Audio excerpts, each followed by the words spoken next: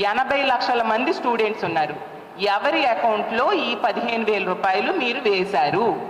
ఏ విధంగా మీ సూపర్ 6 హామీలు అమలైపోయాయని, super success అని మీరు చెప్తున్నారో నేను అడుగుతూ ఉన్నాను.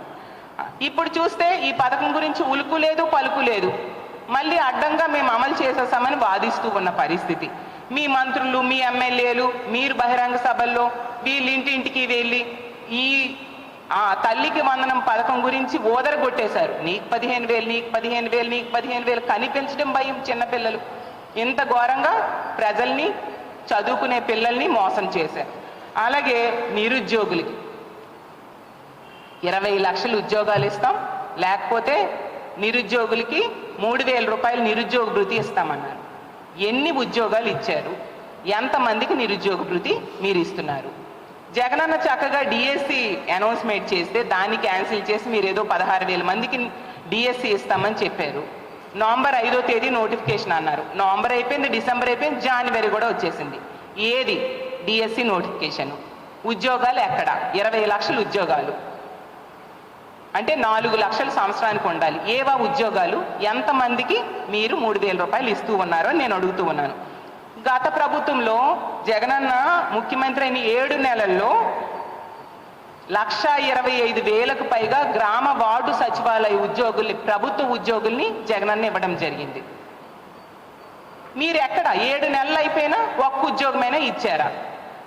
ఆ పైన జగన్మోహన్ రెడ్డి గారు 2,60,000 మంది వాలంటీర్లకి ఒక భృతి ఇచ్చి 5,000 రూపాయలతో వాళ్ళకి ఉపాధి కల్పిస్తే ఈరోజు వాళ్ళందరికీ ఉపాధి లేకుండా చేశారు. ఎన్నికల టైంలో చిచిచి 5,000 ఎందుకు, 10,000 ఇస్తాం మేమనేసి ఆ వాలంటీర్స్ అందరికీ మభ్యపెట్టి ఈరోజు కనీసం 10 రూపాయలు కూడా వాళ్ళకి ఇవ్వకుండా, కనీసం ఉద్యోగాలు కూడా లేకుండా చేసి వాళ్ళు రోడ్డును పడేట్టుగా ఈ కూటమి ప్రభుత్వం ప్రవర్తిస్తూ ఉన్న పరిస్థితి ఈ రాష్ట్ర ప్రజలందరూ కూడా గమనిస్తూ ఉన్నారు.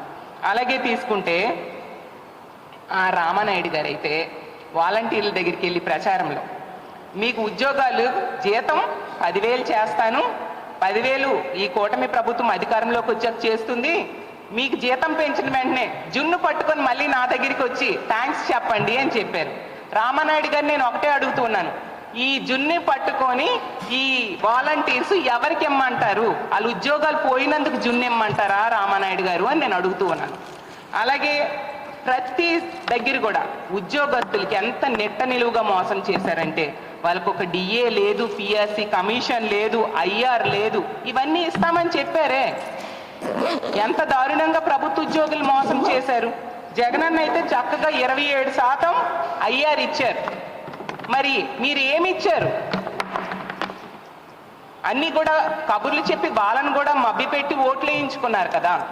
ఇప్పుడు ఇవేవి వాళ్ళకి లేకుండా చేసిన పరిస్థితి మీరు కల్పించారు కదా. ఈరోజు ఉద్యోగుల పరిస్థితి ఎంత దారుణంగా ఉందంటే ఈ తెలుగుదేశం పార్టీ నాయకులు వాళ్ళని కొడుతున్నారు, తిడుతున్నారు, ఉద్యోగుల్ని కేసులు పెడుతున్నారు. అసలు జైల్లో ఉద్యోగులకైతే బట్టలు విప్పి తనిఖీలు చేయిస్తున్నారంట. ఎంత దారుణంగా ఉద్యోగుల పరిస్థితి ఈరోజు ఈ రాష్ట్రంలో ఉంది. ఇంకో ముఖ్యమైన పథకం 3 గ్యాస్ సిలిండర్స్ ఇస్తామని చెప్పారు. మొన్ననే మేము కౌన్సిల్లో నాదెండ్ల మనోహర్ గారి ద్వారా అతని నోటితోనే చెప్పించడం జరిగింది. కేవలం 895 కోట్లు మాత్రమే రిలీజ్ చేయడం జరిగింది బడ్జెట్లో. అది కూడా ఒక్క సిలిండర్ కూడా ఫుల్గా ఇప్పుడు ఉన్నారు ఎంతమంది ఎల్పిజి గ్యాస్ సిలిండర్స్ కనెక్షన్స్? 1,55,00,000 మంది ఉన్నారు. అందులో తెల్ల కార్డు ఉన్న వాళ్ళు 1,48,00,000 మంది ఉన్నారు. ఒక్క సిలిండర్ మొత్తం ఈ 1,48,00,000 మందికి ఇవ్వడానికి కూడా ఈ 895 కోట్లు సరిపోని పరిస్థితి. అంటే మొదటి సంవత్సరమే ఈ ఉచిత గ్యాస్ సిలిండర్స్ విషయంలో ప్రజల్ని మోసం చేశారు అనేది తేటతెల్లమైపోయింది. అలాగే మద్యం, గంజాయి గత 7 నెలల కాలంలో మనం చూస్తూ ఉన్నాము. మద్యం ఏరులై పారుతూ ఉంది. వీధికి ఒక బెల్ షాప్ చొప్పున తయారయ్యే పరిస్థితి కల్పించారు. ఈ పార్టీ ఎమ్మెల్యే నిర్వహిస్తున్న మద్యం షాపులకి అనుబంధంగా ఈ బెల్ షాప్స్ నిర్వహించిన సంగతులు ఎన్నో మనం చూసాం. ఈవెన్ హోమ్ మినిస్టర్ గారి సొంత నియోజకవర్గంలో బెల్ షాప్స్కి వేలం వేశారంటే ఎంత దారుణంగా బెల్ షాప్స్ ఉన్నాయో అర్థం చేసుకోవచ్చు. బెల్ షాప్ దొరికితే 5 లక్షల రూపాయలు ఫైన్ వేస్తామని చెప్పారు. ఎంతమందికి ఫైన్ వేశారు? ఎన్ని బెల్ షాప్స్ మీరు పట్టుకోగలిశారు అని నేను అడుగుతూ ఉన్నాను. అలాగే తీసుకుంటే జగన్మోహన్ రెడ్డి గారి టైంలో ప్రభుత్వ పాఠశాలలు చాలా కలర్ఫుల్గా తయారు చేశారు. నాడు నేడు ద్వారా విద్యకి చాలా ఇంపార్టెన్స్ ఇచ్చారు జగనన్న తన ముఖ్యమంత్రిగా ఉన్న 5 సంవత్సరాలు కూడా. ఇప్పుడు తీసుకుంటే వైన్ షాప్స్ చాలా కలర్ఫుల్గా ఈ కూటమి ప్రభుత్వం గత 7 నెలలుగా తయారు చేసిన పరిస్థితి మనం చూసాం. జగనన్న విద్యాంధ్రప్రదేశ్గా ఈ ఆంధ్రప్రదేశ్ రాష్ట్రాన్ని తయారు చేస్తే ఈ కూటమి ప్రభుత్వం మధ్యాంధ్రప్రదేశ్గా చేస్తూ ఉన్న పరిస్థితి మనకు క్లియర్గా కనిపిస్తుంది. ఎందుకంటే 77 రోజుల్లో ఈ కొత్త లిక్కర్ పాలసీ వచ్చి 77 రోజులు అయింది. 77 రోజుల్లో 66,000 కోట్ల మద్యాన్ని తాగించారు. మరి మధ్యాంధ్రప్రదేశ్ అనకు ఇంకేమంటారు? ప్రజలు, ముఖ్యంగా మహిళలు ఈ మద్యం తాగి చాలా అఘాయిత్యాలు, దాడులు, అత్యాచారాలు జరుగుతున్నాయి. నిజంగా ఈ కూటమి ప్రభుత్వం అధికారంలోకి వచ్చాక ఈ రాష్ట్రం మధ్యాంధ్రప్రదేశ్గా మారిపోయిందని ఎంతగానో బాధపడే పరిస్థితిని తీసుకొచ్చారు. అసలు ఈ రాష్ట్రాన్ని, పేద ప్రజల జీవితాల్ని ఏం చేద్దాం అనుకుంటున్నారు మీరు అని చెప్పాల్సిందిగా అడుగుతూ ఉన్నాను. తీసుకుంటే 28,40,000 కేసులు బీర్ల అమ్మకాలు జరిగాయి. అలాగే 87,82,000 కేసుల లిక్కర్ అమ్మకాలు జరిగాయి. ఎంత ఘోరంగా బెల్ షాప్స్ పెట్టి మద్యం ఏరులై పారించేట్టుగా ఈరోజు ఈ కూటమి ప్రభుత్వం మద్యం పాలసీని అమలు చేస్తూ ఉన్న పరిస్థితి.